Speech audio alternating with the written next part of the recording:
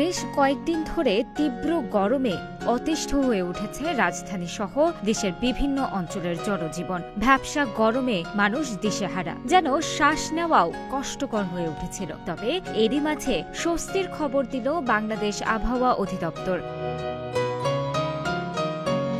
৭ September শনিবার দুপুর ১টা থেকে পরবর্তী ৬ ঘণ্টার জন্য প্রকাশিত পূর্বাভাসে জানানো হয়েছে, ঢাকা ও পার্শ্ববর্তী এলাকায় আকাশ আংশিক মেঘলা থেকে মেঘলা থাকতে পারে। এ সময় হালকা বৃষ্টির সম্ভাবনাও রয়েছে। একই সঙ্গে দিনের তাপমাত্রা সামান্য কমতে পারে, যা কিছুটা হলেও গরম থেকে মুক্তি দেবে। আবহাওয়া অধিদপ্তর জানিয়েছে, দক্ষিণ পূর্ব বা দক্ষিণ দিক থেকে ঘণ্টায় ১০ থেকে ১৫ কিলোমিটার বেগে বাতাস প্রবাহিত হতে পারে।